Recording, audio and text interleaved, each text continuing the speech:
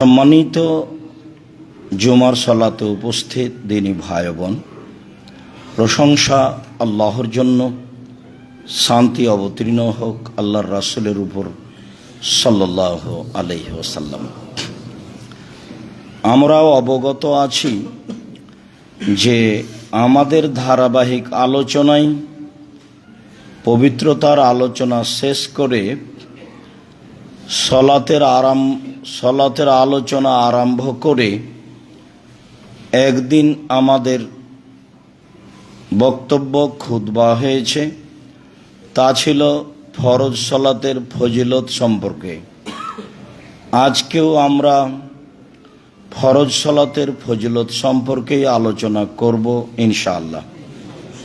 সময়ের গতিতে সলাতের বিভিন্ন আলোচনা হবে ইনশাআল্লাহ। সম্মানিত দিনী ভাই বোন, অজু করলে যেমন মানুষের পাপ মিটে যায়, সলাত আদায় করলেও তেমনিভাবেই মানুষের পাপ মিটে যায়। এইগুলি মানুষের পাপ মোচনের মাধ্যম এবং জান্নাত পাওয়ার মাধ্যম। আল্লাহ তাআলা মানুষকে সৃষ্টি করেছেন, জিন জাতিকে সৃষ্টি করার পরে পাপ ছাড়াই ইবাদত করতে পারে এমন বান্দা আল্লাহর লাখো কোটি রয়েছে, যাদেরকে আমরা মালায়েকা ফেরেশতা বলে জানি। তাদের পরে আল্লাহ তাআলা জিনকে সৃষ্টি করেছেন। জিনের পাপ নেকি আল্লাহ তাআলা জানার পরেই আবারও তিনি মানুষকে সৃষ্টি করেন। মানুষ সৃষ্টির ইতিহাস আপনাদের অবগতিতে রয়েছে। জিনদেরকে দেখেই ফেরেশতাগণ বলেছিলেন, আপনি কেন আবার মানুষকে সৃষ্টি করবেন? জিনেরা হইচই করেছে, মারামারি করেছে, এরাও তাই করবে। আর আমরা তো আপনার পবিত্রতা বর্ণনা করি, আমরা তো পাপ করাই জানি না। পাপ করার ক্ষমতা তাদের ভিতরে নেই।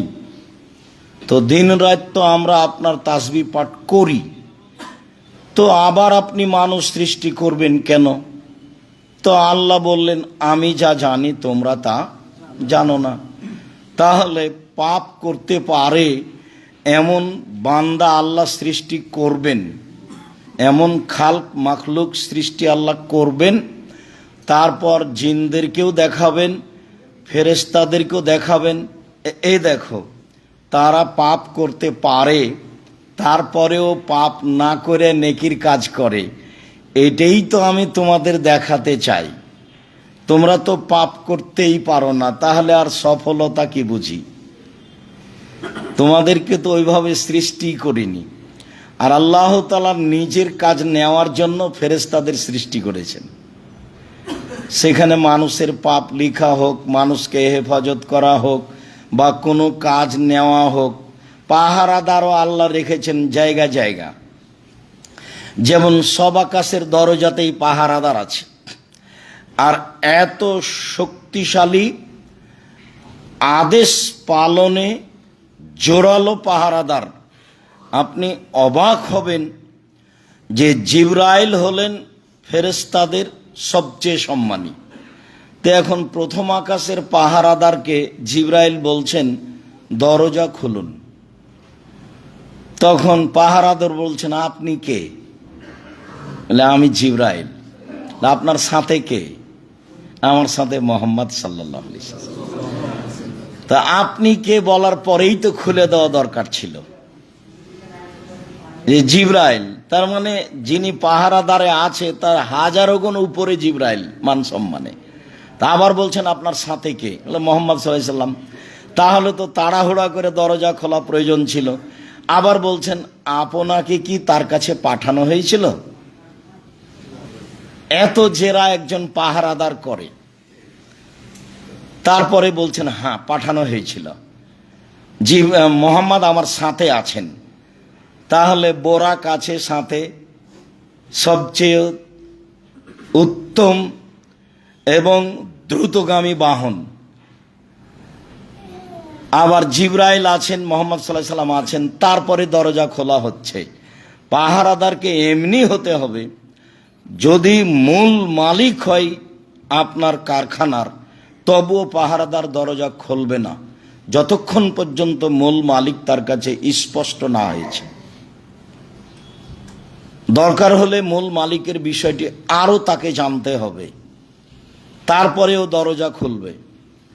তাড়াহুড়া করে দরজা খোলাটা হচ্ছে অপরাধ, পরিচিত মানুষ হলেও।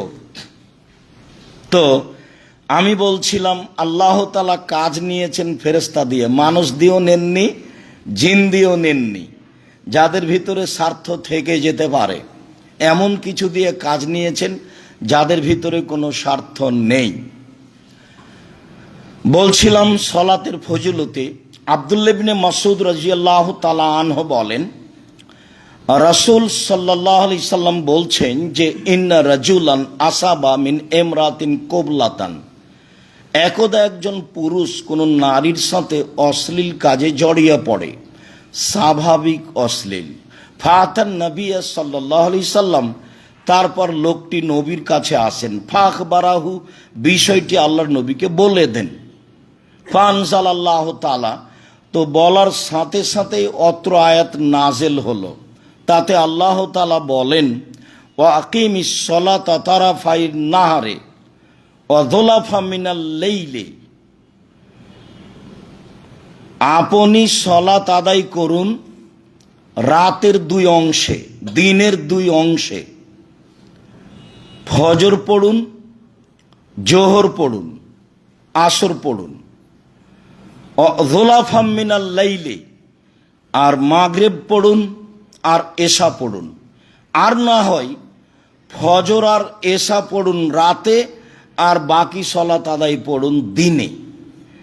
তো রাতে আর দিনে মিলে আপনি 5 ওয়াক্ত সলাত আদায় করুন। যার কারণে শিয়ারা ধরে নিয়েছে যে রাতের দুইটা অংশে সব মিলে 3 ওয়াক্ত হয়।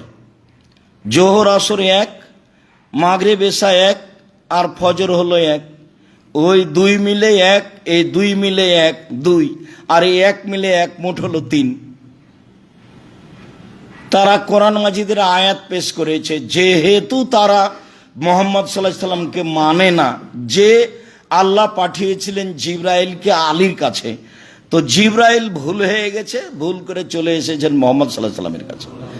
তো জিবরাইলের তো ভুল করারই ক্ষমতা নেই, তো ভুলটা করবে কি দিয়ে? ভুল করার ক্ষমতা নেই, পাপ করার ক্ষমতা নেই, এগুলো কোনো ক্ষমতাই নেই, এই পদার্থই তার ভিতরে নেই।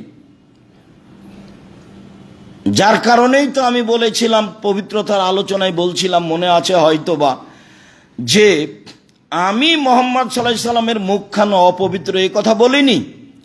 আমি বলেছি যে মুহাম্মদ সাল্লাল্লাহু আলাইহি সাল্লাম মানুষ, তাকে দাঁত পরিষ্কার করতে হবে, এ কথাই ঠিক। জিবরাইল আলাইহিস সালাম কয়বার দাঁত পরিষ্কার করেন যে আমাদের নবীকে এতবার বলেন দাঁত পরিষ্কার করতে? তো জিবরাইল একবারও করেন না। কেন? দাঁত পরিষ্কার করাই লাগবে না, তিনি তো এই পদার্থেরই নয়, তিনি তো ভিন্ন পদার্থের। অতএব মুহাম্মদ সাল্লাল্লাহু আলাইহি সাল্লাম নূরের তৈরি নন। তিনি খান, তিনি কথা বলেন, তিনি স্ত্রী মিলনে যান, তিনি সাংসারিক কাজ করেন, তিনি হাট বাজার করেন, সব কিছু করেন। পার্থক্য আমের আপনি, জিবরাইল তার কাছে আসেন, তার একটা অতিরিক্ত জিম্মেদারি আল্লাহর পক্ষ থেকে, মাধ্যম জিবরাইল। তিনি অবশ্যই মানুষ, নিশ্চিত মানুষ, অবধারিত মানুষ। তাকে দাঁত পরিষ্কার করতে হবে, এ কথাই ঠিক। তার মুখে মানবিক গন্ধ আছে, এ কথাই ঠিক। তাকে দাঁত পরিষ্কার করে স্বচ্ছ হতে হবে, এ কথাই ঠিক। যার জন্য জিবরাইল আলাইহিস সালাম বারবার বলছেন দাঁত পরিষ্কার করেন। জিবরাইল কয়বার বলেন, কয়বার দাঁত পরিষ্কার করেন যে আমাদের নবীকে বলবেন। তার মানে তাকে দাঁত পরিষ্কার করাই লাগে না, তুমি দাঁত পরিষ্কার করবেন কেন? মুহাম্মদ সাল্লাল্লাহু আলাইহি সাল্লামের মুখখানা অপবিত্র, আমি তো তাই কথা কোনোদিন বলিনি। আপনি কেমনে এভাবে এত মোটা কথা বলেন? মানুষ যারা আলেম ওলামা একজন আর একজনকে উপেক্ষা করে কথা বলে, তখনও সে আলেম, এ কথা আমি বলিনি কোনোদিন। আপনি বলতে পারেন, আপনার বিবেচনায় আসতে পারে, সম্মানিত দিনী ভাই ও বোন, আল্লাহ তাআলা বলেন আপনি সালাত আদায় করুন।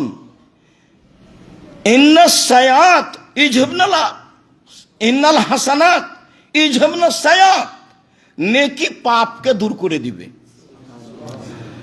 যে অভিযোগ সাহাবী এসে করেছেন তাকে আল্লাহ বললেন যে তুমি সালাত আদায় করো, যে পাপ তোমার ঘটেছে এটা কি হয়ে যাবে, মুছে যাবে।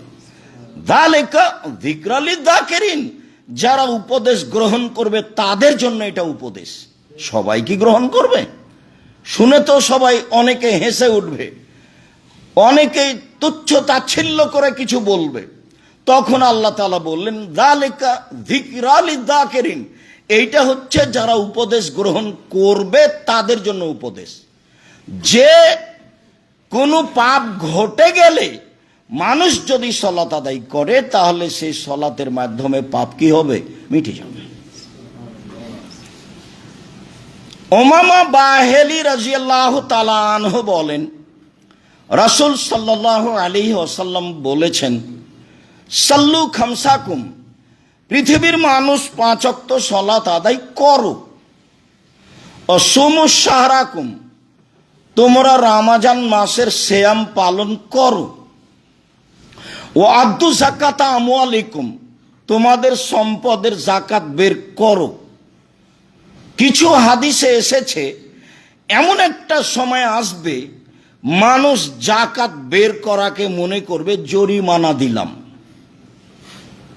মনে করবে যে এত টাকা নিজে ইনকাম করি, আবার এই টাকার ভিতরে শতকরা 2.5 টাকা দিলে তো কয়েক লক্ষ টাকা, কয়েক কোটি টাকা হয়, এত টাকা যাকাত দিব, মনে হচ্ছে যে জরিমানাই দিলাম, কোনো অপরাধ করেছি তারই জরিমানা দিলাম। আল্লাহর আদেশ, কি রহস্য? অসহায় মানুষকে খাওয়াবেন তারই রহস্য। ভারত, বাংলাদেশ, পাকিস্তানে সরকারিভাবে কওমি মাদ্রাসা চলে না। মানুষ খুব চেষ্টা করে মানুষের দরজায় দরজায় গিয়ে জীবন বাজি রেখে দিন ধর্ম শিক্ষার ব্যবস্থা করেন। তাই তারা ফি সাবিলিল্লাহ আছে, তাদেরকে সহযোগিতা করতে হবে যাকাত দিয়ে। তাহলে তারা মানুষকে দিন ধর্ম শিখানোর একটা সুযোগ পাবে। এই তো সরকারিভাবে এটা চলে না। আলিয়া মাদ্রাসা তো ইংরেজ সরকার তৈরি করেছে, সেটা আপনাকে আর আমাকে বোঝানোর জন্য যে আমরা ধর্মবিরোধী নই, আমরা তোমাদের সাথে আছি। অবশ্যই এতে রহস্য আছে, আপনাকে ধরে নিতে হবে। একমাত্র আল্লাহকে সন্তুষ্ট করার জন্য পৃথিবীতে ভারত, বাংলাদেশ, পাকিস্তানে দিনকে টিকিয়ে রাখার যদি কেউ মাধ্যম মনে করে তাহলে বেসরকারি কওমি মাদ্রাসা, যাকে মানুষ খারেজি মাদ্রাসা বলে জেনে থাকে, আর সে কোনোদিনই সরকারিভাবে আপোষ করলে ভালোভাবে টিকতে পারবে না। তাকে সরকারি নিয়ম কানুন মানতে হবে। সরকার কি হবে না হবে সেটা ভিন্ন। আল্লাহ নবী চিরদিন বলেছেন যে আলেম ওলামা সরকারের দরজায় গেলে তারা ভুল পথে চলে যাবে, তারা নিজের দিনের উপরে টিকে থাকতে পারবে না। উমার মারা গেছেন, ফিতনা খুলে গেছে। উমার জিজ্ঞাসা করলেন, হুযায়ফা বলো তো ফিতনার কথা। ফিতনা যে না চুরি ডাকাতি, আরে না না এগুলো বলছো কেন, এর চেয়ে বড় বড় ফিতনার কথা বলো। তখন হুযায়ফা রাদিয়াল্লাহু তাআলা আনহু বলছেন, এত বড় বড় ফিতনা আপনি কি করবেন? আপনার মাঝে আর ওই বড় ফিতনার মাঝে দরজা আছে। তখন উমর রাদিয়াল্লাহু তাআলা বলছেন যে কসরাও ফতেহা, এই দরজা ভেঙে দেওয়া হবে না খুলে দেওয়া হবে? তখন হুযায়ফা বললেন, এই দরজা ভেঙে দেওয়া হবে, আর দরজা হচ্ছেন আপনি। আপনি উমর যেদিন মারা যাবেন সেদিন ঈসা আলাইহিস সালাম আসা পর্যন্ত দুনিয়াতে ফিতনা ছড়াবে, ছড়াতেই থাকবে। যেদিন আবার ঈসা আলাইহিস সালাম আসবেন সেদিন আবার শান্তি ফিরে আসবে। সব মূর্তি ভেঙে দেওয়া হবে, সব উঁচু কবর ভেঙে দেওয়া হবে, সব শুকর হত্যা করা হবে, যত সারা দেশে ইহুদি খ্রিস্টানদের মারিয়ামার যত ক্রুশ আছে সব ভেঙে ফেলা হবে। তো ফিতনা প্রকাশ হয়ে গেছে, উমর মারা গেছেন। আপনাকে সংবরণশীল হয়েই, ধৈর্যশীল হয়েই নিখুঁতভাবে সরকার ছাড়াই ভিন্নভাবে দিন ধর্ম টিকিয়ে রাখার জীবন বাজি রেখে চেষ্টা করতে হবে। এক শ্রেণীর আলেম তা করছেন, তাই আপনাদেরকে জাকাত দিতে হবে, দান করতে হবে। জাকাত দিতে আপনি বাধ্য, আর দান করতে আপনি প্রস্তুত পরকালের আশায়। তারপরে তিনি বললেন, ওয়াতুদা আমরিকুম, যারা দায়িত্বশীল মানুষ তাদের মেনে চলো, তাদখালু জান্নাত রাব্বিকুম, তাহলে তোমরা তোমাদের প্রতিপালকের জান্নাতে চলে যেতে পারবা। 5 ওয়াক্ত সালাত আদায় করো, রমজান মাসে সিয়াম পালন করো, জাকাত দাও, মানুষকে মেনে চলো, তাহলে তোমরা জান্নাতে চলে যাবা, সব দরজা খোলা। আমর ইবনে শুআয়ব নবিহান জাদ্দিহি, আমর ইবনে শুআয়ব তার পিতার মধ্যস্থতায় তার দাদা থেকে বলেন, তার দাদা বলেন আল্লাহর নবী বলেছেন, পৃথিবীর মানুষ মৌরু আওলাদাকুম বিসসালাত ওয়া হুম আবনাউ সাবঈ সিনিনা, তোমরা তোমাদের ছেলে মেয়েকে 7 বছর বয়সে সালাত আদায় করতে বলো। আদেশ, আল্লাহ নবী আদেশ করছেন আপনাকে। বহুদিন বলছি যে 3টা মেয়ে লালন পালন করলে আপনাকে আপনার মেয়েরা জান্নাতে নিয়ে যাবেই যে কোনো মূল্যে। তোরা তো বেঁকে যাবে বিচারের মাঠে, আপনার মাঝে আর জাহান্নামের মাঝে ওরা অন্তরাল হবে। 3টা মেয়ে লালন পালন করলে তো মানুষ তো আর বুঝতে চায় না। একটা মেয়ে জন্ম নিলে মুখ ভারী হয়, মন ভারী হয়, আর একটা মেয়ে জন্ম নিলে আরো ভারী হয়। 3টা মেয়ে জন্ম নিলে খালা ফুফু নানি দাদি বলে বউ তালাক দিয়ে দেবে, এটা হবে না এতে। তো মানুষের তো এটা স্বভাব গতি। এখন রাসূল সাল্লাল্লাহু আলাইহি সাল্লাম সব নীতিকে উল্টে দিয়ে বলছেন যে শোনো, 3টা মেয়ে যদি কেউ লালন পালন করে তাহলে তার মাঝে আর জাহান্নামের মাঝে থাকবে অন্তরাল হয়ে মেয়েরা, যে আমার আব্বাকে আগে জান্নাতে দেন তারপরে কোনো কথা। তাহলে ছেলে তো 10টা ছেলেকে মাস্টার ডিগ্রি পাস করালে কিছুই হবে না, তাহলে পড়াবো কেন? বলে জন্ম দিয়েছি এই জন্য। এই দেখেন, 7 বছর বয়সে বাপ ছেলে মেয়েকে আদেশ করবে সালাত আদায় করতে। আদেশ, মৌরু আওলাদাকুম বিসসালাত, পৃথিবীর মানুষ তোমরা তোমাদের ছেলে মেয়েকে 7 বছর বয়সে সালাতের জন্য আদেশ করো। ওয়াদরিবহুম আলাইহিম আবনা 10 সিনিনা, পিটিয়ে সালাত আদায় করো 10 বছর বয়সে। আদেশ, পিটানো। মার রাসূলের মুখ থেকে আছে, আল্লাহ রাসূল বললেন যে স্ত্রীকে খাওয়াবা যে মানের তুমি খাও, স্ত্রীকে পড়াবা যে মানের তুমি পড়ো, স্ত্রীকে কটু কথা বলো না। তার উপরে আবার বলছেন যে মুখের উপরে মারো না, যদি কোনো সময় মারাও লাগে আদর করতে হবে, এ কথাই ঠিক। যাকে কটু কথা বলতে নিষেধ করা হলো, পরের বাক্যে আবার বলছেন যে মারলে মুখের উপরে মারো না। তালাক বলবেন না, তালাক বলা বোকামি, তাহলে তো ভাবার সুযোগই থাকলো না। আর এক বৈঠকে 3 তালাক দিয়েছেন, তখন মৌলানা সাহেব বলেছে যে 1 রাতের জন্য বিবাহ দাও, তাহলে বেকায়দা হয়ে গেল। তো এই পথে আপনি এই যতই রাগ হোক এই ভাষায় ব্যবহার করবেন না, বিবেচনার সুযোগ থাকবে। মেয়েটা আমি তালাক দিব কি না, বাপ মাকে বুঝবো, বন্ধু বান্ধবকে বুঝবো, 5 জনকে বুঝবো। তা আপনি রাগের চোটে 1000 বার বললেন 1000 তালাক, তাহলে আপনি ভাববেন কখন? রাগ তো আপনাকে ভালো ফয়সালা দেবে না। রাগ সব সময় কি ফয়সালা দেয়? খারাপ দেয়, মন্দ দেয়। রাগের সময় তো বুদ্ধি কম থাকে। রাগ করে আপনি তালাকের কথা বলবেন কেন? যদি মারাই লাগে তো আল্লাহর নবী এত বড় ভদ্র, পৃথিবীতে সবচেয়ে ভদ্র মানুষ আর সবচেয়ে দামি মানুষ, জান্নাতের গেটে লেখা আছে যে সর্বপ্রথমে যিনি জান্নাতে প্রবেশ করবেন তিনি হচ্ছেন মুহাম্মদ সাল্লাল্লাহু আলাইহি ওয়াসাল্লাম। এত বড় দামি মানুষ বলছেন মারা লাগলে মুখের উপরে মারো না। আবার বলছেন যে লাঠিটা দরজায় ঝুলিয়ে রাখিও। স্ত্রী ছেলে মেয়ে দেখে ভাববে যে ভ্যানিটি ব্যাগ হাতে করে বাজারে যাইতে চাইলে এইটা। আমি তো এগুলো কথা বলিনি, এগুলো তো মুহাম্মদ সাল্লাল্লাহু আলাইহি ওয়াসাল্লাম বলছেন। আমি অনুবাদক, আপনাকে নিজে ভাবতে হবে যে ইসলামের একটা নীতি আছে, ইসলামের একটা বিধান আছে। ইসলাম এর নীতি কারো ধর্মের সাথে মিল খাবে না। আবার তিনি বলছেন লা তারফা আসাকা আদাবান মিন আহলিক, ছেলে মেয়ে স্ত্রী পরিবার উপর থেকে লাঠিটা সরিয়ে রাখিও না, লাঠিটা নগদ রাখিও। এগুলো তো রাসূলের মুখের ভাষা। 5টা হাদিস আছে একই ধরনের। তারপরে শেষে গিয়ে আবার বলছেন ওলা তাহজুরহা ইল্লা ফিল বাইতে, তুমি তোমার স্ত্রীকে তোমার বাড়ি ছাড়া কোথাও যেতে দিও না, কোথাও থাকতে দিও না। নানির বাড়ি, ফুফুর বাড়ি, খালার বাড়ি জরুরি প্রয়োজন ছাড়া বাড়ি থেকে বের হতে পারে না। বের হতে পারে, আল্লাহ তো বলছেন যে তোমার স্ত্রী যদি বের হয় তাহলে এভাবে এভাবে বের হবে। ও তো বেগম রোকেয়া বলেছে বের হতে পারবে না, মুসলমান বলেছে, ইসলাম ধর্মে বলেছে, এটা আবার ধর্ম নাকি? তাই উভয় লিখেছে অবরোধবাসিনী। তাই এখন বাইরে বের হলে বই পাবেন কেন হবো অবরোধবাসিনী। অবাক কথা, আমরা তো অবরোধবাসিনী নই।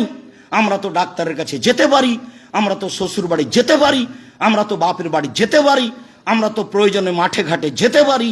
তা আমরা অবরোধবাসিনী হলাম কি করে? তাহলে বেগম রোকেয়া ভুল বলেছে।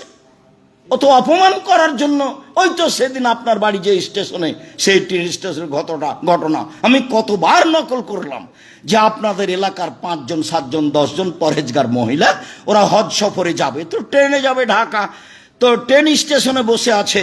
তো দেবর ভাসুর স্বামী বাপ চাচাকে বলেছে আমরা তো খুব বেশি পর্দা করি, তো আমাদের গায়ের উপর একটা বড় চাদর দিয়ে ঢেকে দাও। তো দিয়েছে। এখন ট্রেন স্টেশন মাস্টার বলছে একটু প্ল্যাটফর্মটা দেখে আসি কোথায় কি আছে। তো দেখছে এক জায়গাতে মনে হচ্ছে কাপড় দিয়ে ঢাকা আছে, বস্তা নাকি। তখন বেগম রোকেয়া বলছে, লাথি মেরে মেরে ট্রেন স্টেশন মাস্টার দেখছে কিসের বস্তা এগুলো, কিসের বস্তা এগুলো, কিসের বস্তা এগুলো, লাথি মেরে মেরে দেখাচ্ছে, পর্দা দেখাচ্ছে, পর্দার নিন্দা করছে। দেখেন না আপনি, চুপ থাকেন কেন? ভালোবাসেন কিভাবে? আমি ঠাকুরকে কোনোদিন ভালোবাসিনি। আপনার তার গান আপনার চলে, আমার চলে না। আমি ছেলে মেয়েকে কোনোদিন এই গান বলতে দিনি। ও ঢাকা বিশ্ববিদ্যালয়ের শত্রু, ও বাঙালি মুসলমানের শত্রু, ও বাংলা ভাষার শত্রু, ও হলো ভারত বাংলাদেশ পাকিস্তানে সবচেয়ে ইংরেজদের বড় দালাল। যখন আমার মা চাচি খালা ফুফু ইংরেজদের হাতে নির্যাতিত হয় তখনও লন্ডনে বসবাস করে, এর নাম ঠাকুর। সেই ঠাকুর বলে ও মা তোমার আকাশ, ও মা তোমার বাতাস, ও কালিমা তোমার আকাশ, ও কালিমা তোমার বাতাস। কালিমার আকাশ, কালিমার বাতাস। তাই তো আমি 30 বছর আগে বলেছি তোর বাপের আকাশ। আমি কোনোদিন ছাড় দিয়ে কথা বলেছি তা আমার মনে বলে না। আপনার চলে, আমার চলে না। এসব ছেলে মেয়ে কি শিক্ষা অর্জন করলো? নিজেকে বিক্রি করে দিল, হুজুরেরা ধর্ম বেঁচে খেলো। আল্লাহ রাসূল তাই বলছেন, আমার আশঙ্কা 3টে, আমার উম্মতের আলেমেরা ধর্ম বেঁচে খাবে।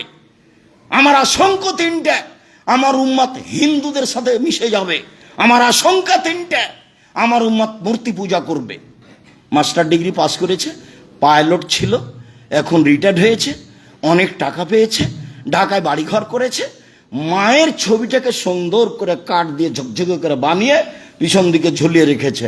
আব্দুর রাজ্জাক সাহেব, আমি আমার মাকে খুব শ্রদ্ধা করি, এই জন্য আমি রাখি এভাবে। আমি বলছি আপনি কুসন্তান, আপনি খারাপ সন্তান। আপনার মা আপনাকে রেখে গিয়ে অপরাধ করেছে, আপনার মা আপনাকে লালন পালন করে অপরাধ করেছে। আপনি আপনার মায়ের কি সম্মান দেখান? যেদিন আপনার মা মারা গেছিল সেদিন বাড়িতে এসে আপনার মায়ের ছবিটা, হোজ করা ছবিটা টুকরো টুকরো করে ছিঁড়ে কবরের পাশে গিয়ে বলতেন আল্লাহ আমার মাকে ক্ষমা করো। তাহলে আপনি হতেন শিক্ষিত সন্তান, সুসন্তান। কি দেখাচ্ছেন আপনি? আমার উম্মত হিন্দুদের সাথে মিশে যাবে, আমার উম্মত মূর্তি পূজা করবে। বাপ মাকে এভাবে ভালোবাসা দেখাচ্ছেন, কি এটা ভালোবাসা? বলছে কবরে ফুল চাপিয়ে সিক্ত করলো, কবরে ফুল চাপিয়ে সিক্ত করলো, আর যে কবরে আছে তাকে পিটিয়ে একাকার করে দিল, তো কি সিক্ত করলো? এরা শিক্ষিত মানুষ? আপনি বলতে পারেন আমি কোনোদিন বলিনি, আমি বলতেও চাই না। মুরা ওয়ালাদা কুম্বিস সালাত, তোমরা তোমাদের ছেলে মেয়েকে সালাত আদায় করতে বলো 7 বছর বয়সে, পিটিয়ে সালাত আদায় করা 10 বছর বয়সে। আফারিকুম বাইনাহুমিল মাজাজিদ, 10 বছর 12 বছর হলে বিছানা ভিন্ন করতে হবে, একসাথে থাকা হবে না। ছেলে মেয়েরা বিশ্ববিদ্যালয়ে একসাথে থাকছে, যার জন্য মহিলারা সমকামিতে লেগে যাচ্ছে, পুরুষেরা সমকামিতে লেগে যাচ্ছে। ও তো আল্লাহর নবীর আদেশকে মানেনি। আল্লাহ রাসূল বলেছেন 10 বছরের ছেলেকে ভিন্ন বিছানায় শুইতে হবে, বাপকে এটাকে জিম্মেদারি করতে হবে। ভিক্ষা করে করুক, ও তো জন্ম দিয়েছে, ও করবে। ভিক্ষা করে করবে কেন? মানুষের বাড়িতে কাজ করে করবে, মানুষের বাড়িতে কাজ করে করবে কেন? চকলেট দিয়ে ব্যবসা শুরু করেছে, 30 বছর পরে ঢাকার সবচেয়ে বড় ব্যবসায়ী হবে। তখন ছেলে মেয়ের একটা ঘর কেন, প্রয়োজনে 5টা ঘর দিবে। বিছানা ভিন্ন করতে হবে 10 বছর বয়সে, এই কথাই ঠিক। আল্লাহ নবী বলছেন লাইফজুর রাজুল ইলা রাজুল ফি সাবিন ওয়াহিদ, একজন পুরুষ আরেকজন পুরুষের সাথে যেন এক কাপড়ে না থাকে, এক বিছানে না থাকে। ওয়ালা তুবজিল মারাতুল মারাতে ফি সাবিন ওয়াহিদ, একজন মহিলা যেন আরেকজন মহিলার সাথে এক কাপড়ে এক বিছানে না থাকে, এটা আদেশ। হাদিস বুখারী মুসলিম। আপনি কি বিবেচনা করবেন? এসব আলোচনা আপনি রাখবেন কোথায়? 7 বছর বয়সে সালাত আদায় করতে বলতে হবে। 2 10 বছর বয়সে পিটিয়ে সালাত আদায় করাতে হবে। 3 10 বছর বয়সে বিছানা ভিন্ন করতে হবে। আদেশ দিয়ে চলে গেছেন, পালন করব আমি আর আপনি। শক্তভাবে বলবেন আলেম ওলামা, তার নিজের পরিবার সহ। বলার ঢং কণ্ঠসুর নয়, আর বলার ঢং ফেকা নয়, দল নয়, পার্টি নয়, ফুরফুরা নয়, কোনো কথা নয়। দাঁড়াবে 10-15 মিনিট রাসূলের হাদিস অনুবাদ করবে, খুতবা দিবে এভাবে। এদা খাতাবা, যখন আল্লাহ রাসূল বক্তব্য দিতেন, খুতবা দিতেন, আহমারা তাই না হু, তার 2 চোখ লাল হয়ে যেত। অস্তাদা গাজাবহু, তার রাগ বেড়ে যেত। ওয়ালা সাউতহু, তার কণ্ঠ উঁচু হয়ে যেত। কান্নাহু মুনজির জাস, যেন তিনি সৈন্য দলকে ধমক দেখাচ্ছেন, এই করতে হবে, সেই করতে হবে। এটা হলো বক্তব্যের সুন্নাত। অবাক হবেন আপনি, চট্টগ্রাম, কুমিল্লা, নোয়াখালী, ফরিদপুর, সিলেটে যারা উপস্থাপনা করে তারাও বলে এখন আপনাদের সামনে অমুক বক্তব্য দিবে, এরকম করছে। যে উপস্থাপন করেছে সেও করছে। এও তখন লেগে গেল, কি যে বলছে আল্লাহ ভালো জানে। মানুষ কাঁদতে কাঁদতে কাপড় ভিজিয়ে দিলে, কেউ কিছু বুঝলো না যে কি বলল। এইরকমই চলছে। আবার শোনেন, আপনি তো হুঁশিয়ার মানুষ, এটা তো মসজিদ, জুমার সালাত আদায় করতে এসেছেন, আপনি একবার ধীর স্থির বসে আছেন। এটা তো আর মাঠ নয় বক্তব্য কে বাদাম খাচ্ছে কি খাচ্ছে। দেখেন তো, আমি আবার অনুবাদ করি, আপনার বুঝে কেমন আছে। এদা খাতাবা, যখন আল্লাহ রাসূল বক্তব্য দিতেন, আহমারা তাইনাহু, তার 2 চোখ লাল হয়ে যেত। ওয়াস্তাদা গাজাবহু, তার রাগ বেশি হয়ে যেত। ওয়ালা সাউতহু, তার কণ্ঠ উঁচু হয়ে যেত। কান্নাহু মুনজির জাস, যেন তিনি সৈন্য দলকে ধমক দেখাচ্ছেন। হাদিস বুখারী মুসলিম। এটা হলো বক্তব্যের সুন্নাত। দেখেন তাহলে কণ্ঠস্বরে বক্তব্য চলবে কিনা। সবাই যে দিচ্ছে, সারা দুনিয়ার মানুষ দিলে আপনি কি করবেন? সারা দুনিয়ার মানুষ যদি করোনাতে 3 ফুট পরে পরে দাঁড়ায়, আপনিও দাঁড়াবেন? সারা দুনিয়ার মানুষ যদি বলে 5 জনের বেশি জুমা মসজিদে আসবে না, তাহলে আপনি মেনে নেবেন এটা? আপনি করতে না পারলে একাই বাড়িতে পড়েন, কিন্তু মানবেন না কোনো সময় এটা। তাহলে আপনি আপনার ঈমানের উপরে আছেন। আল্লাহ রাসূল বলেছেন, ঈমান বাঁচাতে 1 পারলে ঠেকাও জোর করে, 2 না পারলে মুখে বলো, 3 না পারলে ঘৃণা করে এড়িয়ে চলো। এই তো আপনার একটা পথ আছে বাঁচার। আপনি ওখানে সমর্থন দিলেন কেন? কেন আপনি দিবেন? সম্মানিত দিনী ভাই বোন, আবু যর গিফারী রাদিয়াল্লাহু তাআলা আনহু বলেন, রাসূল সাল্লাল্লাহু আলাইহি সাল্লাম একদা খারাজা জামানা শীতায়, শীতের দিনে বাড়ি থেকে বের হয়েছে। তাহাফাতুল ওয়ারাক, তো দেখছেন বাহিরে গাছের পাতা ঝরঝর করে ঝরছে। শীতের দিনে গাছের পাতা ঝরে সাধারণত। ফা খাজা বেগোসনাইনে, তিনি নিজে একটা গাছের 2টা ডাল ধরলেন।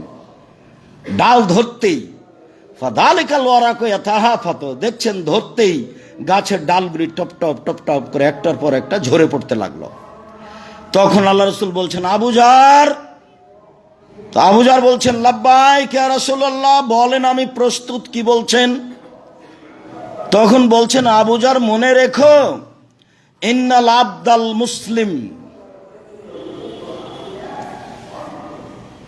ইসাল্লি সালাতান ইরিদু বিহা ওয়াজহাল্লাহি, একমাত্র আল্লাহকে সন্তুষ্ট করার জন্য কেউ যখন সালাত আদায় করে, তাহা ফাতানো জুনুবহু কামা ইয়াতাহাফাতুল ওয়ারাকু মিন হাযিহি সাজারাতে, তার পাপগুলি এইভাবে ঝরতে থাকে, এই গাছের পাতা যেভাবে ঝরছে।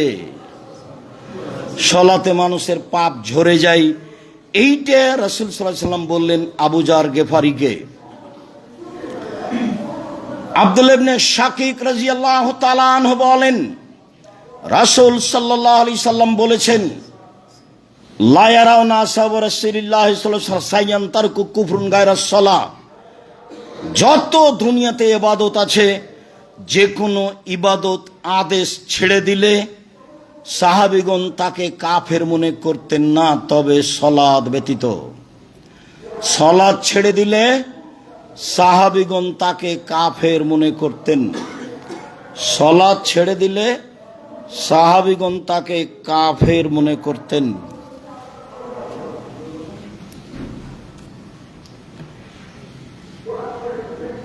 যদি সিয়াম ছেড়ে দিত তাকে কাফের মনে করতেন না, অস্বীকার করা পর্যন্ত। যার কারণে ইমাম আহমদ ইবনে হাম্বল রাহিমাহুল্লাহ বলেছেন, অলসতা করে এক ওয়াক্ত নামাজ ছেড়ে দিলে তাকে হত্যা করতে হবে। ইমাম আবু হানিফা রাহিমাহুল্লাহ বলেছেন, অলসতা করে এক ওয়াক্ত সালাত ছেড়ে দিলে তাকে পিটিয়ে সালাত আদায় করাতে হবে। যারা সাধারণভাবে তারা মনে করে যে যারা অলসতা করে ছেড়ে দেয় তারা মহা পাপী। আরবি বিদ্বানগণ এখন মনে করেন, স্বামী সালাত আদায় করে স্ত্রী করে না তাহলে বিবাহ কেটে গেছে, স্ত্রী করে স্বামী করে না তাহলে বিবাহ কেটে গেছে, চেয়ারম্যান লাগে না, মেম্বার লাগে না, খাতা কলম লাগে না, কাজী লাগে না, এমনিতেই গেছে। আমরা মনে করছি সালাত অস্বীকার করলে বিবাহ বিচ্ছিন্ন হয়ে যায়। সালাত অস্বীকার করে না, শয়তানি করে পড়ে না, তখন বিবাহ বিচ্ছিন্ন হয়নি, তবে তারা মহাপাপী। মুআয ইবনে জাবাল রাদিয়াল্লাহু তাআলা আনহু বলেন, রাসূল সাল্লাল্লাহু আলাইহি সাল্লাম বলেছেন, লা তুশরিক বিল্লাহি ওয়া ইন কুতিলতা ওয়া হুররিকতা, জ্বালিয়ে দেওয়া হলেও হত্যা করা হলেও শিরক করো না। রাসূল সাল্লাল্লাহু আলাইহি সাল্লাম বলেছেন, ওয়ালা তাউক্কান্না ওয়ালিদাইকা, বাপ মায়ের অবাধ্যে যায় না। ওয়াইন আমারা কান তাখরুজা মিন আহলিকা ওয়া মালিকা, যদি বলে বউ তালাক দিয়ে দাও, দিয়ে দিবেন। যদি বলেন চাকরি ছেড়ে দাও, দিয়ে দিবেন। পরামর্শ করতে পারেন, তবে আদেশ এভাবেই, যা বলছে সেটা মেনে নাও। সকালে উঠে তা আপনি দেখলেন সবচেয়ে বড় শত্রু আমার আম্মা, তা আপনি তার কথা কেমনে মানবেন? ঘুম থেকে উঠে দেখলেন সবচেয়ে বড় শত্রু আমার বাপ, তা আপনি তার কথা কেমনে মানবেন? আল্লাহর নবী বলছেন, পৃথিবীর মানুষ শিরক করো না, জ্বালিয়ে দিলেও হত্যা করলেও এক। দুই, পৃথিবীর মানুষ বাপ মায়ের অবাধ্য চলো না, বউ তালাক দিতে বললেও হুবাহু এটা কথা। চাকরি ছেড়ে দিতে বললেও, ব্যবসা ছেড়ে দিতে বললেও যা বলছে তাই করো, পরামর্শ দিতে পারেন। তারপরে বলছেন যে ফরজ সালাত ছেড়ে দিও না। ফরজ সালাত ছেড়ে দিলে আল্লাহর পক্ষ থেকে জিম্মেদারি উঠে যায়।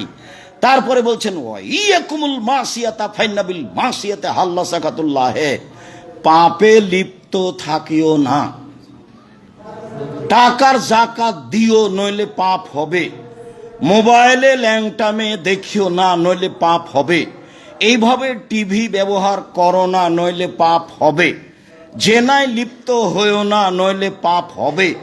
তখন ব্যবসায় সমস্যা নেমে আসবে, ব্যবসা তখন মার খাবে। কেন? আল্লাহ এখন অসন্তুষ্ট হয়ে গেছে। আল্লাহ এখন অসন্তুষ্ট। বাক্যটা আবার বুঝেন তো, তোমরা পাপ থেকে বেঁচে থাকো, পাপ করলে আল্লাহর অসন্তুষ্টি নেমে আসে। এই বাক্যটার বিবেচনা করবেন কিভাবে? উপস্থিত দাওয়া সেন্টারের মুসলিম বোন, আপনাকে বলছি, স্বামী যখন থাকে না তখন তো মোবাইলে আর একজনের সাথে গল্প করেন, স্বামীকে এড়িয়ে পাপ করেন। তো এই পাপ হলে আপনার পরিবারে আল্লাহর অসন্তুষ্টি নেমে আসবে। অসন্তুষ্টি কি? ব্যবসা মার খাবে। অসন্তুষ্টি কি? চাকরির স্বামীর চাকরি মার খাবে। অসন্তুষ্টি কি? বিপদ নেমে আসবে। আল্লাহর অসন্তুষ্টিটা কি উনি তো খাস করলেন না। তার মানে জীবনে বেঁচে থাকলে পাপ থেকে জীবন বাজি রেখে বিরত থাকতে হবে, অন্যথায় সর্ব ধরনের বিপদ নেমে আসবে। বুঝে আমল করার চেষ্টা করি। আল্লাহুম্মা সাল্লি আলাইহি আল্লাহুম্মা বারিক আলাইহি।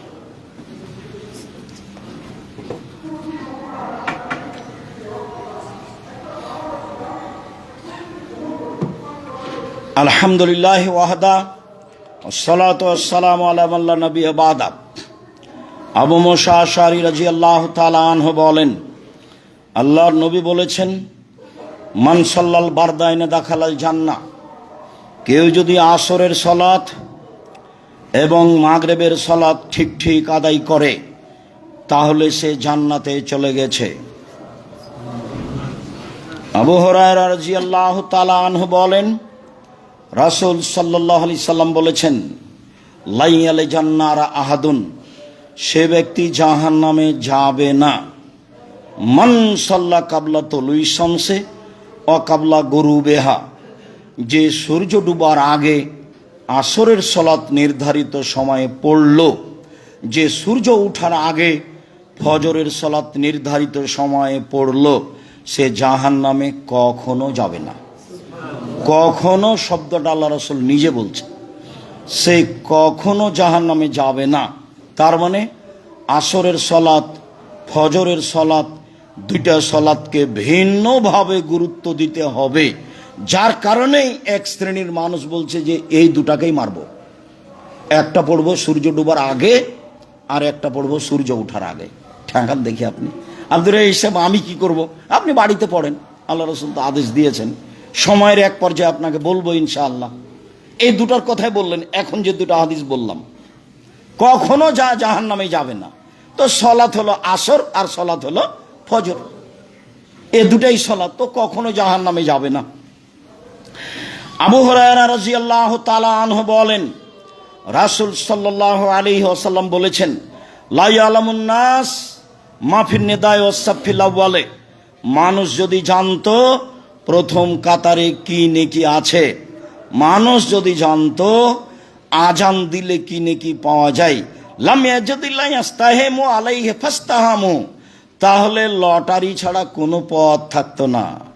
সবাই বলতো আমি প্রথম কাতারে, সবাই বলতো আমি আজান দিব, তো সবাই তো আর আজান দিতে পারবে না, সবাইকে তো আর প্রথম কাতারে ধরবে না, তখন পথ কি বাছাই করতো?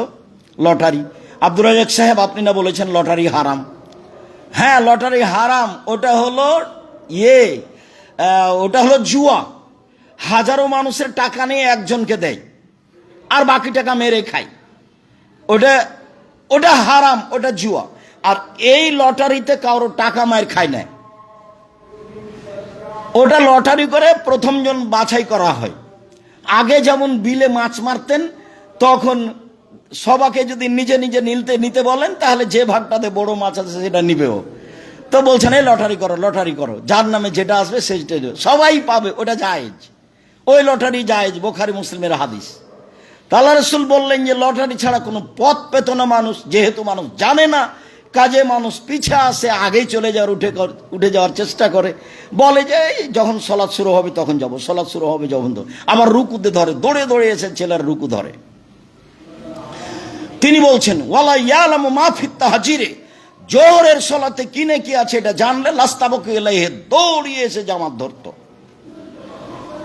ওয়ালাউ ইয়ালামুনা মা ফিল ফাজর ওয়া ইসা আতাউহুমা ওয়ালাউ কানা হাবওয়ান, আর ফজরের সালাতে আর ইশার সালাতে কি নেকি আছে এটা জানতে পারলে হামাগুড়ি দিয়ে আসতো। ভালোভাবে হেঁটে না আসতে পারলে কি করে আসতো? হামাগুড়ি দিয়ে আসতো। বুখারী মুসলিম।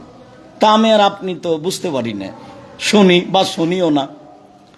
এইবার আল্লাহ রাসূল বলছেন যে ইন্না আসকালা লাইসা সালাতুন আসকালা আলাল মুনাফিকিনা মিনাল ফাজর ওয়াল ইশা, সবচেয়ে ভারী সালাত মুনাফিকের উপরে এশা আর ফজর।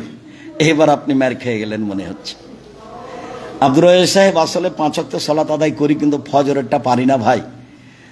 আমার ঘাটতি নেই, আমি ভালোবাসি, আমি 5 ওয়াক্ত সালাত আদায় করার চেষ্টা করি, কিন্তু ফজরেরটা পারি না। আর এশারটা অনেক সময় গল্পে, ব্যবসা বাণিজ্যের কথাতে পার হয়ে যায়, পরে তখন একাই ছেঁচড়া মেঁচড়া করে পড়ি। এইভাবে হবে না, আপনার ভালোবাসা সালাতের উপরে আরো হতে হবে। আজান হয়ে গেছে, কোনো কথা না, এই কথা বন্ধ, যত বড় জরুরি বৈঠক হোক না কেন বন্ধ, পরে হবে বৈঠক। ভারী সালাত মুনাফিকের উপরে, তাহলে এখন থেকে বুঝতে হবে ঘটনা কি, আসলে আমি মুনাফিক নাকি? ভাইজান, আমার কিছু করার নাই, এভাবেই মুহাম্মদ সাল্লাল্লাহু আলাইহি ওয়াসাল্লাম বলছেন। যে মুনাফিকের ওপরে সবচেয়ে ভারী সলাত হলো এশার সলাত আর ফজরের সলাত। আর আমি তো আপনাকে অনুরোধ করে বলেছি আপনার বাড়িতে কারফিউ জারি থাকবে। কি কারফিউ জারি থাকবে? 10টার পরে কেউ জেগে থাকতে পাবে না পড়া ব্যতীত। 10টার পরে কেউ জেগে থাকতে পাবে না পড়া ব্যতীত। ফজরের সলাত কেন আপনি অতক্ষণ পর্যন্ত ঘুমাতেই পারবেন না? আপনি ব্যস্ত হয়ে যাবেন। এত মানুষ ঘুমায় নাকি? 10টায় শুয়েছি, 5:30টায় আজান হয়েছে, 5:45 আর আমাদের মসজিদে 6টায় আজান হয়েছে। তাহলে ওদিকে থাকলো 2 ঘন্টা আর এদিকে থাকলো 6 ঘন্টা, 8 ঘন্টা মানুষ ঘুমাতে পারবে না। তা আপনি রাসূলের পদ্ধতিতে না থাকার কারণে ঝামেলা বেড়েছে। রাত 2টায় উঠলে তো ঘুমালে তো এটা হবে না। তাহলে আপনি আর ফজরের সালাতকে ভারী মনে করবেন না। উসমান রাদিয়াল্লাহু তাআলা আনহু বলেন, রাসূল সাল্লাল্লাহু আলাইহি সাল্লাম বলেছেন, মান সাল্লাল ইসা ফি জামাতিন ফাকান্নামা কামা নিসফাল লাইলে। কেউ যদি এশার সালাত জামাতে পড়ে তাহলে অর্ধ রাত সালাত আদায় করলো। ওমান সাল্লাল ইসা ফাকান্নামা সাল্লা কুল্লা লাইলিন। কেউ যদি ফজরের সালাত আবার জামাতে পড়ে তাহলে সে সারা রাত ইবাদত করলো। হাদিস তো বুখারী মুসলিম। আমার আর আপনার বিবেচনা কি? জামাতে পড়েন এশা, অর্ধরাত ইবাদত, ঘুমিয়ে যান, ইবাদত হচ্ছে। জামাতে পড়েন ফজর, এবার আপনি সলাতে দাঁড়িয়েছেন এশার সলাতের পরে আর আজান পর্যন্ত সলাতে আছেন। এইভাবেই তো আল্লাহ নবী বললেন। তাহাজ্জুদ থাক, তাহাজ্জুদ তো ভিন্ন জিনিস। ওটা হলো মান বাড়িয়ে দেওয়া যাওয়ার জন্য ভিন্ন, ওটা মান বেড়ে যায়, তাতে ওতে নবীর সাথে থাকার সুযোগ হয়। ওটা খুব দামি পরহেজগার মানুষের কাজ। আপনিও চেষ্টা করেন, মানুষই করেছে, মানুষই করবে, মানুষই করছে। তো সারা রাত ইবাদত করার 2টা পদ্ধতি, একটাই পদ্ধতি এশার সালাত জামাতে আর ফজরের সালাত জামাতে। বাস চেষ্টা করতে হবে আপনাকে। সালমান ফারসি রাদিয়াল্লাহু তাআলা আনহু বলেন, আল্লাহর নবী বলেছেন, ইন্নাল আবদা ইযা কামা ইলা সালাতে খাতিয়াতুহু আলা রাসিহি। যখনই মানুষ আল্লাহু আকবার বলে সালাতে দাঁড়ায় তখন তার সব পাপ তার মাথার উপরে চাপিয়ে দেওয়া হয়। কুল্লামা সাজাদা তাসাকাতানহু। যখনই রুকু করে বা সিজদা করে সব পাপগুলি রুকুতে গিয়ে ঝরে যায়, সব পাপগুলি সিজদায় গিয়ে ঘরে ঝরে যায়। এই জন্য সিজদা সুন্দর হতে হবে। ইবনুল মুনির রাদিয়াল্লাহু তাআলা আনহু বলেন, রাসূল সাল্লাল্লাহু আলাইহি সাল্লাম বলেছেন, ইন্নাল আবদা ইযা কামা ইলা সালাতে। যে কোনো পুরুষ নারী যখন সলাতে দাঁড়ায়, উতিয়াবে জুনুবিহি কুল্লিহা, তার সব পাপগুলি নিয়ে আসা হয়, ওজিয়াত আলা আতিকাইহে, তার 2 কাঁধের উপরে চাপিয়ে দেওয়া হয়। ফায়জা সাকাত ফায়জা রাকা আও সাজাদা। যখনই ও রুকু করে সিজদা করে তো তাহাত্তাত আনহু দুনুবহু, তার সব পাপ ঝরে পড়ে যায়। তাহলে তো আল্লাহু আকবার বললে ঝরে পড়ছে না, তাহলে সালামের বৈঠকেও ঝরে পড়ছে না। পাপ সব ঝরে পড়ছে কখন? রুকু ও সিজদায়। যার কারণে এটা সুন্দর হতে হবে, এটা সময় নিয়ে হতে হবে, এটা ভালোভাবে হতে হবে, কেননা এখন পাপ ঝরে যাচ্ছে। আনাস রাদিয়াল্লাহু তাআলা আনহু বলেন, উমামা বাহিলি রাদিয়াল্লাহু তাআলা আনহু বলেন, আল্লাহ নবী বলেছেন, মান খারাজা মিন বাইতিহি মুতাতাহহিরান ইলা সালাতিন মাকতুবাতিন। কেউ যখন বাড়িতে ওযু করে ফরজ সালাতের জন্য যায় তখন কানা কাজরিহি কার রাজুলিল হাজ্জিল মুহরিম, সে লোকটা ওই নেকি পায় যে এহরাম বেঁধে হজ করেছে। তাহলে বাড়িতে ওযু করে বের হতে হবে, তাহলে এই নেকি। ওমান খারাজা এলা দোহা, কেউ যদি চাস্তের সালাত আদায় করব বলে বাসা থেকে বের হয়, কাল মৌতামের, তাহলে উমরা করে যত নেকি পায় তত নেকি পাবে, তবে ওযু করে বের হতে হবে চাস্তের সালাতের জন্য। ওয়া সালাতুন আলা আসারি বাদা সালাতুন কিতাবুন আলা লাগওয়া বাইনাহুমা কিতাবুন ফিল লিন। কেউ যদি এক সালাতের পরে আরেক সালাত আদায় করে দুই সালাতের মাঝে অপ্রয়োজনীয় কথা না বলে, প্রয়োজনীয় ছাড়া অপ্রয়োজনীয় কথা না বলে, তাহলে তার তালিকাটা ইল্লিনে লিখে দেওয়া হবে। একটা আছে সিজ্জিন আর একটা আছে ইল্লিন। সিজ্জিন পাপীদের খাতা থাকার জায়গা, আর ইল্লিন পরহেজগার মানুষের খাতা থাকার জায়গা, নাম তালিকা থাকার জায়গা। তো আপনি যদি এক সালাতের পরে আর এক সালাত আদায় করেন আর মধ্যে যদি অপ্রয়োজনীয় কথায় জড়িয়ে না পড়েন, তাহলে আপনার নামটা ইল্লিনে লিখা হবে। এই কথা মুহাম্মদ সাল্লাল্লাহু আলাইহি সাল্লাম বলেন। তিনি বলেন, মান সাল্লা লিল্লাহি আরবাইনা ইয়াওমান ফি জামাতিন, কেউ যদি আল্লাহকে সন্তুষ্ট করার জন্য 40 ওয়াক্ত সালাত জামাতে পড়ে। এইবার চলে এসেছে অন্য কথা, 40 ওয়াক্ত। 40 ওয়াক্ত সালাত যদি কেউ জামাতে পড়ে, ইদরিকুত তাকবীরাতুল উলা, তাতে যদিও প্রথম তাকবীর পায়, তাহলে কুতাবালাহু বারাতানে, দুইটা তার নামে লিখা হয় মুক্ত তালিকা। এক, বারিয়াত মিনান নারে, জাহান্নাম থেকে মুক্ত। দুই, মুনাফিকি থেকে মুক্ত। 40 ওয়াক্ত সালাত যে কোনো মসজিদে, হজ সফরে গিয়ে মসজিদে নববীতে পড়তে হবে। তাই মক্কাতে হোটেলে বসেছিল, মসজিদে যায়নি। মদিনায় যখন গেছে তখন মুআল্লিম বলে দিয়েছে, জীবন বাজি রেখেলো 40 ওয়াক্ত, 5 8 40। কয়দিন থাকতে হবে মদিনায়? 8 দিন। 5 8 40, বাস দুইটা পেয়ে গেছে। কি পেয়ে গেছে? একটা মুনাফিকি থেকে মুক্তি তালিকা পেয়ে গেছে, আর একটা হলো জাহান্নাম থেকে মুক্তি পেয়ে গেছে। আপনি মক্কায় জামাত ধরলেন না, ঘরে থাকলেন হজ করতে গিয়ে, আর মসজিদে নববীতে ধরার জন্য রাস্তায় দাঁড়িয়ে থাকলেন, তখনও ইবাদত। আপনি এটা কি দিয়ে বুঝলেন? এরকম কথা তো আল্লাহ রাসূল বলেননি। পৃথিবীর যেখানেই হোক না কেন, যেখানে জামাত হয়, মাঠে হোক আর ঘাটে হোক, আর বাজারে হোক আর মসজিদে হোক, জামাতে সালাত আদায় করে 40 ওয়াক্ত, তাকবীরে তাহরিমা পায়, প্রথমেই থাকতে হবে 40 ওয়াক্ত। তাহলে তার নাম তালিকা জাহান্নাম থেকে কেটে দেওয়া হবে, তার নাম মুনাফিকি থেকে কেটে দেওয়া হবে। হাদিস সহিহ। এরকমই কথা আল্লাহ রাসূল আরেকটা বলেছেন যে, মামিন আবদিন মুসলিমিন ইয়ামুতু, কোন যদি মুসলমান মারা যায়, লা ইলাহা ইল্লাল্লাহ পড়েছে, মুসলমান মারা যায়, ফায়াকুমু ফি জানাজাতিহি আরবাউনা রাজুলান, 40 জন মানুষ জানাজায় উপস্থিত হয়েছে, লা ইশরিকুনা বিল্লাহি শায়ান, যারা বিন্দু মাত্র আল্লাহর সাথে শরীক করেনি। তাহলে ফাসাফাহুমুল্লাহু ফিহিম, ওই লোকটার ব্যাপারে যা বলবে সেটা মেনে নেবেন আল্লাহ। লোকটার ব্যাপারে যা বলবেন সেটাই মেনে নেবেন আল্লাহ। তো এটা তো বাংলাদেশ বিপদ সীমার উপর দেশের কাছে, তো শিরক করেই তো গেছি জানা যায়, সবই তো শিরক, সারাদিন রাত তো আছে। নইলে ছেলে মেয়ে আছে তো সোনার বাংলা তো বলছেই, ওরা তো আপনাকে মুশরিক বানানোর সবচেয়ে বড় পথ এদেশের মাটিতে। ছাত্র শিক্ষক, ছাত্রী শিক্ষিকা, মানুষজন, দেশবাসী, সবাইকে আরো যত পথ আছে। শিরক করলো না, 40 জন মানুষ জানাজায় উপস্থিত হলো, সে লোকটা জান্নাত পাবেই। 40 ওয়াক্ত তাকবীরে তাহরিমা পেল, আল্লাহকে সন্তুষ্ট করার জন্য আদায় করেছে সালাত, তাহলে তার দুইটা তালিকা হবে। এক, জাহান্নাম থেকে মুক্তি, এটা লিখে দেওয়া হয়েছে। দুই, মুনাফিকি থেকে মুক্তি, এটা লিখে দেওয়া হয়েছে। সম্মানিত দিনী ভাই বোন, আগামী জুমা থেকে সালাতের নিয়মাবলীর উপরে কথা হবে ইনশাআল্লাহ। আপাতত সংক্ষিপ্তভাবে হলেও সালাতের ফজিলত আপনাদের সামনে পেশ করলাম। অজুর ফজিলত এক সময় বলছিলাম, আজকে সালাতের ফজিলত বলছিলাম। পরের কথাটি হচ্ছে এই,